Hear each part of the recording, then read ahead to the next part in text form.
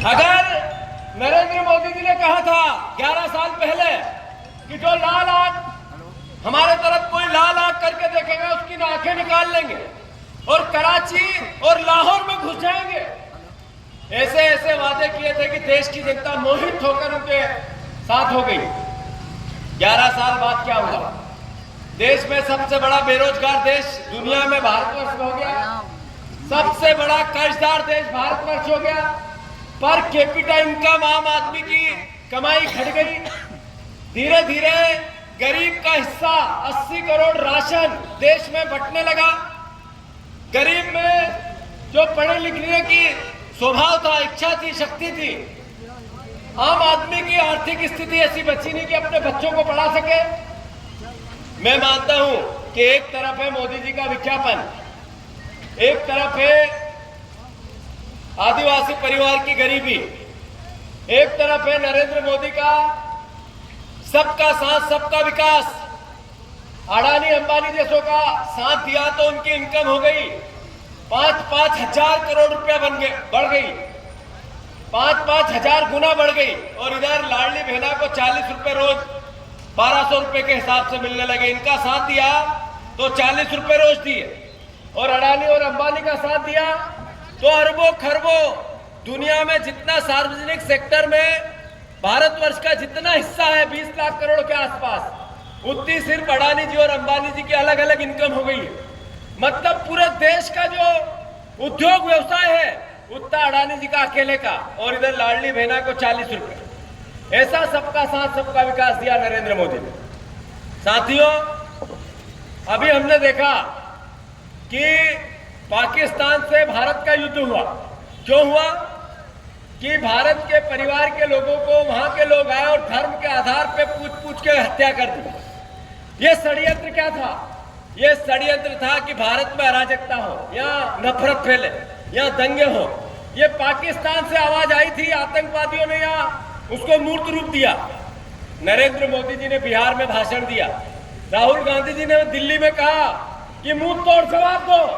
देश का एक एक नागरिक, एक एक परिवार का साथी नरेंद्र मोदी और भारतीय सेना से आस रख रहा था कि ऐसी सजा दो कि कल्पना नहीं करे फिर हमला करने की। और मुझे फक्र है इस बात का, मुझे गौरव है कि सेना ने 25 मिनट में 9 ठिकाने धराशायी कर दिए। ये शौर्य था हमारी सेना का।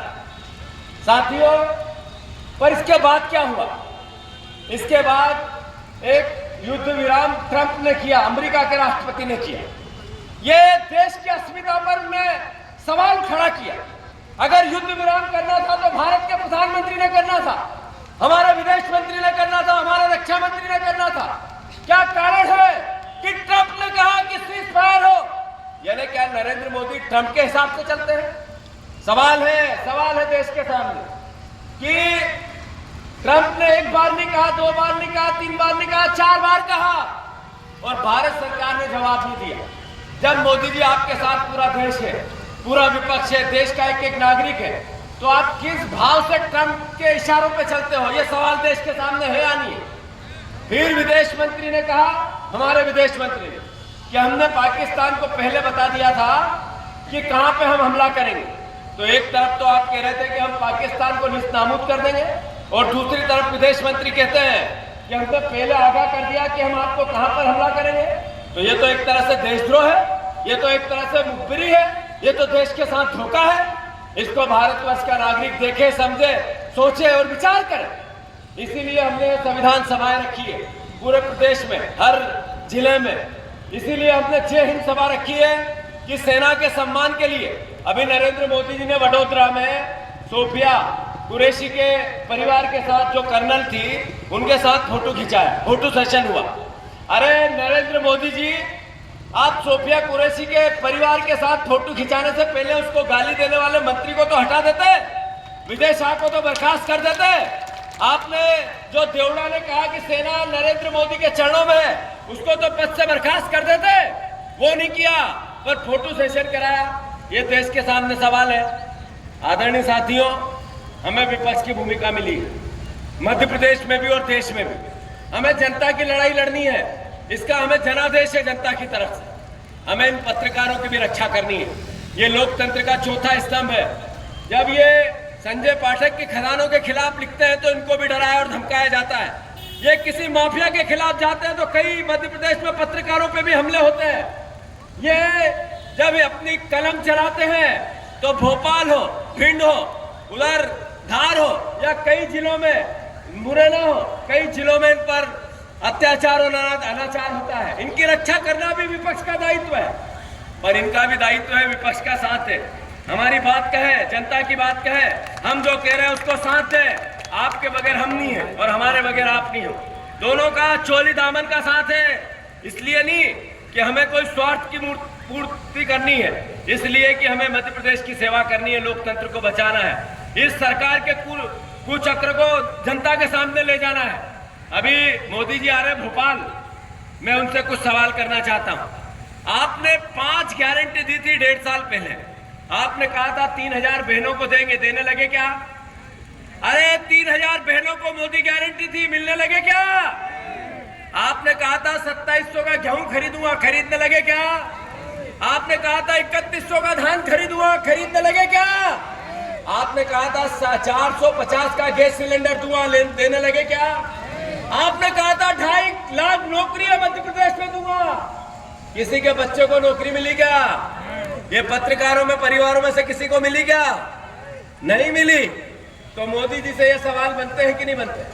अरे मोदी जी को जवाब देना चाहिए कि नहीं कि एक तरफ तो आप सेना के शौर्य के लिए सिंदूर कार्यक्रम कर रहे हो और दूसरी तरफ आपके मंत्री सेना को गालियां दे रहे हैं, उनका तिरस्कार कर रहे हैं, उनका अपमान कर रहे हैं। इसका उत्तर मोदी जी को भोपाल में देना चाहिए कि नहीं देना चाहिए? मैं आप सबसे आग्रह करता हूं कि हमारा ये वर्ष 2025 का भी, मैं कुछ दिन पहले भी 3 महीने पहले ढिंडोरी आया था। मैंने सब पूरे आसपास के 5-6 जिलों का दौरा किया था। मैंने सब जगह एक बात कही थी कि ये वर्ष है संगठन के संघर्ष का पर्व। अभी संगठन सृजन का कार्यक्रम चालू हो गया। कांग्रेस पार्टी ने, राहुल गांधी जी ने पूरे मध्य प्रदेश में हर जिले में एक ऑब्जर्वर घोषित कर दिया। उसकी मीटिंग है भोपाल में 3-4 दिन बाद। उसके बाद वो ऑब्जर्वर हर जिले में आएंगे, यहाँ भी आएंगे। हम पंचायत कांग्रेस कमेटी बनाना चाहते हैं।